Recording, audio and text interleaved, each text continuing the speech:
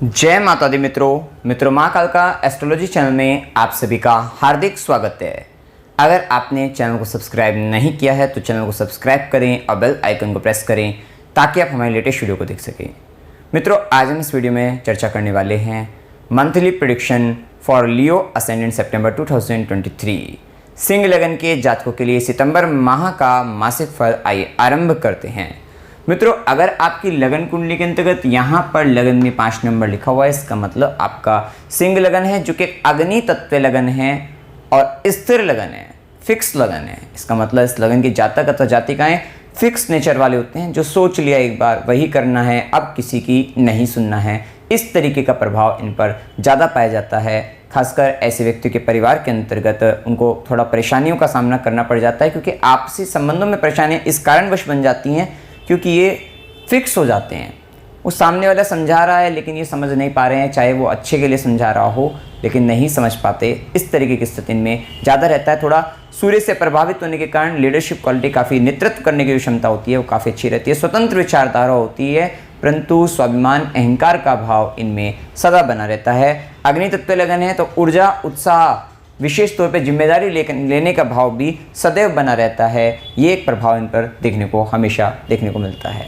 अब देखिए, यहाँ पर सितंबर माह में सबसे पहले लगन के मालिक लग्नेश जो कि सूर्य बनते हैं, स्वराशि होकर लगन पर गोचर कर रहे हैं और सूर्य को जो साथ मिल रहा है वो बुध का साथ भी मिल रहा है। 17 सितंबर तक सूर्य स्वराशि रहेंगे लगन पर। विशेषतः 17 सितंबर तक आप पाएंगे कि आपके कहीं ना कहीं, क्योंकि शनि की दृष्टि और के कारण कहीं ना कहीं और राहु की दृष्टि के कारण आपको शारीरिक रूप से कुछ व्याधियों का, कुछ परेशानियों का सामना करना पड़ रहा था, लेकिन 17 सितंबर तक आप पाएंगे कि आप अपने आप को काफ़ी फिट महसूस कर रहे हैं। आपका ऊर्जा, उत्साह पुनः वापस लौट कर आ रहा है। ये स्थिति देख सकते हैं कि मतलब कहीं ना कहीं आप अपने आप को ऊर्जावान महसूस करेंगे। आपका कॉन्फिडेंस लेवल काफ़ी हाई रहेगा, आत्मविश्वासी बने रहेंगे। साथ ही ऊर्जा, उत्साह के साथ साथ स्वतंत्र विचारधारा और नेतृत्व करने की क्षमता में फिर से विकास होगा। यही स्थिति देखने को मिलेगी। स्वाभिमान में वृद्धि, मान सम्मान, पद प्रतिष्ठा की तीव्र चाह आप में बढ़ती हुई नजर आएगी और विशेषतः आप अपनी जिम्मेदारियों का निर्वाह भी करते हुए नजर आएंगे। विशेषतः जिम्मेदारियां लेते हुए नजर आएंगे, घर परिवार की जिम्मेदारी कह सकते हैं, और सामाजिक तौर पर भी आप काम करते हुए नजर आएंगे। आपकी पब्लिक परफॉर्मेंस भी बढ़ती हुई नजर आएगी। तो ये सारी स्थितियां अच्छी रहेंगी। विशेषतः सूर्य के साथ आपको बुध का साथ जो मिल रहा है, लग्नेश को बुध का साथ, इस पूरे माह के अंतर्गत आपकी इच्छाएं पूर्ति होती रहेगी। आपको विशेष लाभ आपको मिलते रहेंगे। आपको चाचा, मित्र, बड़े भाई बहन का साथ, सहयोग साथ मिलता रहेगा। आपके नेटवर्क में काम करने वाले लोगों का आपको सपोर्ट मिलेगा, साथ मिलेगा। कहीं ना कहीं ये समय आपके बौद्धिक क्षमता की दृष्टि से भी काफ़ी अच्छा रहेगा। आपके दिमाग में अच्छे आइडियाज़, बिजनेस आइडिया कह लीजिए, कुछ ऐसे आइडिया जो आपको कहीं ना कहीं आपकी इनकम को, सोर्स ऑफ इनकम को बढ़ा दे, तो वो सब चीज़ें, या कहीं ना कहीं आपकी इच्छा पूर्ति करा दे, तो वो सारी स्थितियों के साथ आप आगे बढ़ते हुए नजर आएंगे। विशेषतः आपके ऊपर आप कहीं ना कहीं अपने परिवार को बहुत इंपॉर्टेंस, इस समय के अंतर्गत कुटुंब के लोगों को बहुत इंपॉर्टेंस देते हुए नजर आएंगे। ये भी एक स्थिति देखने को आपको मिलेगी। 17 सितंबर के बाद सूर्य का जो प्रभाव देखने को मिलेगा वो सूर्य कन्या राशि के अंतर्गत द्वितीय भाव में गोचर करेंगे। लग्नेश का द्वितीय भाव में गोचर करना, तो आप कहीं आप अपने परिवार पर भी कह सकते हैं, थोड़ा डोमिनेटिंग नेचर आपका बढ़ जाएगा।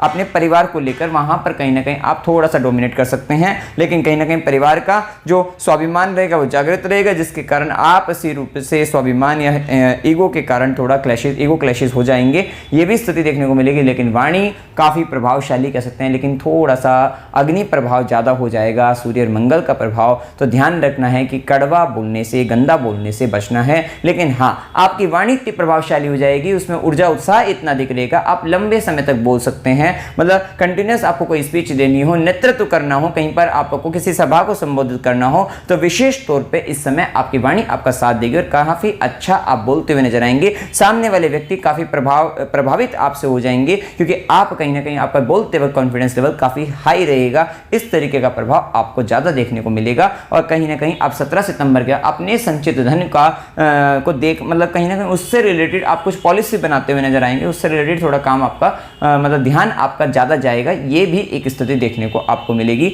इस समय के अंतर्गत आपके कुछ गुप्त चीज़ें हैं वो कहीं ना कहीं कुछ प्रकाशित होती हुई नजर आएंगी, तो वो भी एक स्थिति देखने को मिलेगी। हो सकता है कि आपके कुछ मतलब आपको कुछ देखना हो, कुछ डीप लेवल पर जाकर आप सोच रहे थे, किसी चीज़ को ढूंढ रहे थे विशेषतः आप, तो उस चीज़ को ढूंढते हुए भी नजर आएंगे, वो भी एक अच्छी स्थिति यहाँ पर देख सकते हैं। इसके बाद देखिए सूर्य के प्रभाव के बाद मंगल का प्रभाव, मंगल जो कि चतुर्थेश बनते हैं, नवमेश बनते हैं और आपके द्वितीय भाव में गोचर करेंगे। चतुर्थ का मालिक जब द्वितीय भाव में गोचर करेगा और लग्नेश सूर्य का साथ 17 सितंबर के बाद उसको मिल जाएगा, विशेषतः आपको आपके परिवार से किसी भी तरीके का प्रॉपर्टी से रिलेटेड लाभ भी आपको फायदा होता हुआ भी नजर आएगा ये स्थिति। और कहीं ना कहीं सुख वगैरह किस तरीके की मन की शांति आप वहां पर ढूंढते हुए भी नजर आ सकते हैं। थोड़ा ध्यान रखिएगा कि बस परिवार में आपको आर्गुमेंट करने से बचना है, क्योंकि आपकी इस माह आप देखेंगे आर्गुमेंट बहुत करते हुए आप नजर आएंगे, उनसे आपको बचना है, जिसके कारण थोड़ा परेशानियां बन सकती हैं।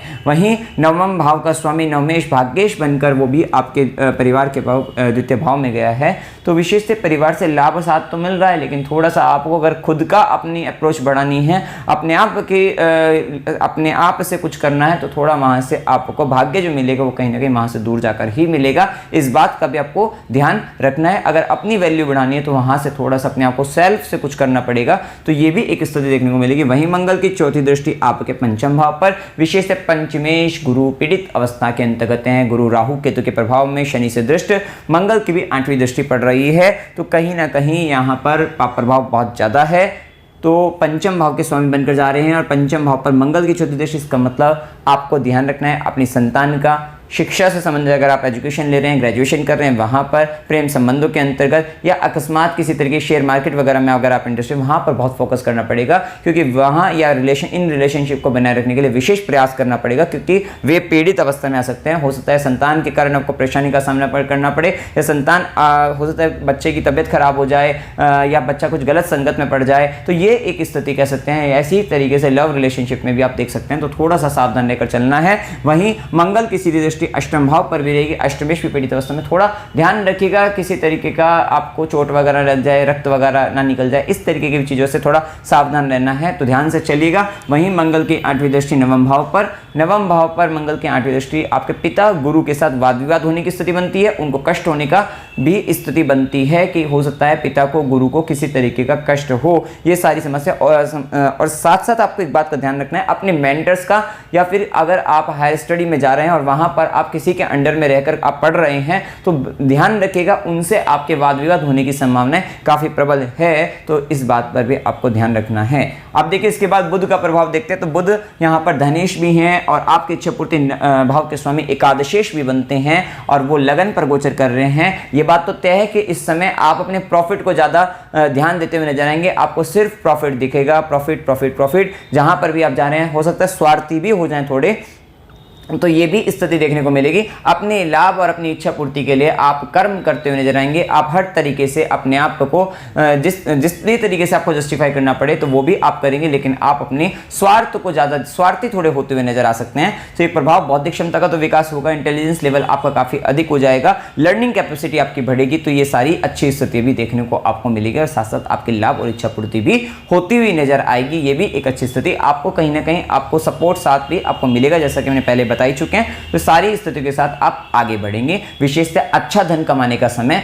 ये रहेगा। अब इसके बाद देखिए शुक्र का प्रभाव पूरे महाकर्क राशि के अंतर्गत 12वें घर के अंतर्गत गोचर करेंगे, जो कि आपका कर्मेश भी हैं और साथ ही आपके प्राकमेश बनकर द्वादश भाव में। शुक्र का गोचर 12वें घर में अच्छा रहेगा कि आपका पैसा जो धन होगा वो लग्जरियस सुखों पर आप खर्च करते हुए नजर आएंगे, या कहीं ना कहीं से भी सुख की प्राप्ति होती हुई नजर आएगी। चाहे आपको कोई व्यक्ति स्पॉन्सर कर दे, मतलब कहीं ना कहीं स्पॉन्सरशिप के थ्रू ही आपको फायदा आपको मिल जाए, कहीं दूसरे लोगों के द्वारा आपको आराम दिलाया जाए, कंफर्ट दिलाया जाए, आपको घुमाया जाए, आपको खाना खिलाया जाए, ये सारी स्थितियां आपको देखने को मिल सकती है। लग्जरियस चीजों पर आपका खर्चा बढ़ेगा। हो सकता है कि घर के अंतर्गत भी आप अपने लग्जरी से रिलेटेड सुख सुविधा से संबंधित कुछ प्रोडक्ट लेकर आए, कुछ सामान लेकर आए, ये भी एक स्थिति। स्त्रियों पर खर्चा आपका बढ़ सकता है, फीमेल फ्रेंड्स पर आपका खर्चा बढ़ सकता है, ये भी स्थिति देखने को आपको मिलेगी। और शुक्र के प्रभाव में थोड़ा सा ध्यान रखने का, कामुकता बढ़ सकती है, तो काम वासना बढ़ने के कारण आप स्वयं की हानि कर सकते हैं, तो थोड़ा सावधान आपको रहना है। खासकर 17 सितंबर के बाद तो विशेष तौर पे आपको इस बात का ध्यान रखना है, क्योंकि सूर्य जैसे ही यहां से लगन से हट जाएगा।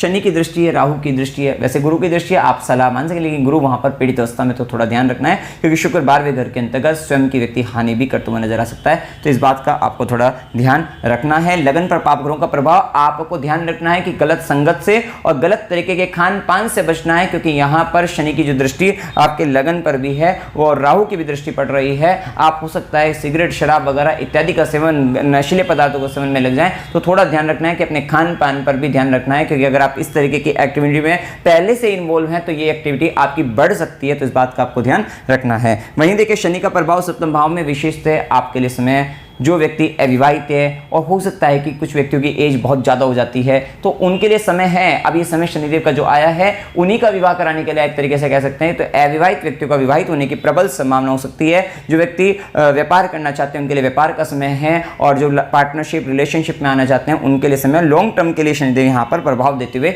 नजर आएंगे। ये भी स्थिति देखने को मिलेगी, क्योंकि यहाँ पर ध्यान रखना है कि आपको थोड़ा भाग्य के मामले में अड़चने, बाधाएं, आप पिता से, गुरु से संबंधित थोड़ी दिक्कतें, थोड़ा ध्यान रखना है, क्योंकि शनि की राहु का जो प्रभाव आपके नवम भाव पर है वो थोड़ा दिक्कत दे सकता है। वहीं शनिदेव की सीधी दृष्टि आपके लगन पर ये डिले कराती है, देरी कराती है, लेकिन जो ऑलरेडी जिसकी देरी हो चुकी है उनके काम बनाने वाली, क्योंकि वक्री अवस्था में ग्रह चल रहा है तो ये समय कहीं ना कहीं उनके काम बनाने वाला भी रहेगा। वहीं शनिदेव की दशम दृष्टि, कर्म दृष्टि चतुर्थ भाव पर माता की बड़ी जिम्मेदारी के साथ आप आगे बढ़ते हुए नजर आएंगे। माता को लेकर धन का खर्चा होना, क्योंकि स्त्री पर धन खर्चा होने की भी प्रबल संभावनाएं बनती हुई नजर आती है। और शनिदेव की कंजरी, माता की जिम्मेदारी, माता को लेकर कुछ करना, मातृभूमि के लिए कुछ करना, ये सारी संभावनाएं भी यहाँ पर बढ़ेगी। सोशल एक्टिविटी आपकी बढ़ेगी, सामाजिक स्तर पर आप लोगों के लिए कुछ करते हुए भी नजर आ रहे हैं, तो वो भी एक अच्छी स्थिति यहां पर आप देख सकते हैं। वहीं अगर हम गुरु का प्रभाव देखें तो पंचमेश अष्टमेश बनकर पीड़ित अवस्था में नवम भाव में गोचर कर रहे हैं। विशेष उच्च शिक्षा का समय तो है, लेकिन बाधाओं के साथ ये अभी बाधाएं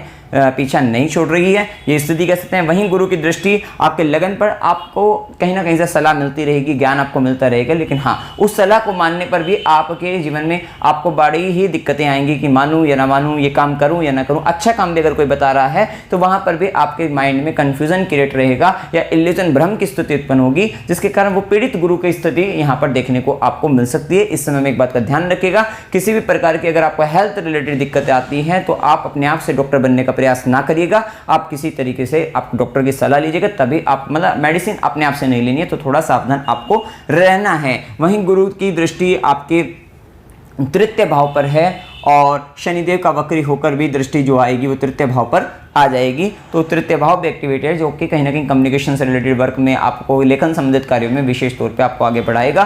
छोटी छोटी यात्राओं से आपको लाभ फायदा आपको मिल सकता है, तो वो भी स्थिति देखने को मिल सकती है। थोड़ा एडवेंचर्स रिलेटेड वर्क, क्योंकि केतु का प्रभाव भी चल रहा है, इस तरीके के काम में भी आप जा सकते हैं, वहां पर भी वो भी काम आप कर सकते हैं, और यहाँ ये स्थिति देखने को मिली। वहीं गुरु की नवी दृष्टि आपके पंचम भाव पर, देखिए पीड़ित अवस्था बेशक है, लेकिन ये समय आपके लिए संतान उत्पत्ति का, और साथ साथ शनि का प्रभाव विवाह के लिए, और गुरु के दृष्टि यहाँ पर संतान उत्पत्ति का कारण बनती दिख रही है। तो दोनों ही स्थिति देखने को मिलती है कि मैरिज भी होगी और बच्चे संतान उत्पत्ति के साथ बनेगी। निसंतान जो व्यक्ति है उनके लिए संतान प्राप्ति का अच्छा समय चल रहा है, तो ये भी एक स्थिति देखने को मिलेगी। देखिए गुरु और शनि का वक्री होने से एक भाव और एक्टिवेट हो रहा है कि शनि वक्री होने से 12वें घर पर और गुरु के वक्री होने से 12वें घर पर, दोनों की गुरु और शनि का प्रभाव आ रहा है। मतलब 12वां घर भी आपका एक्टिवेट है, यात्राएं, लंबी यात्राएं, विदेश से संबंधित काम को करने का समय है, और अगर हो सकता है कि खर्चा ज़्यादा हो तो ये भी स्थिति, तो दान वगैरह दीजिए, डोनेशन कीजिए, जिससे पैसा आपका अच्छी जगह ही खर्च हो, तो ये भी स्थिति मतलब कहीं ना कहीं 12th हाउस आपका एक्टिवेशन में, हॉस्पिटल वगैरह वगैरह के संबंध आना है,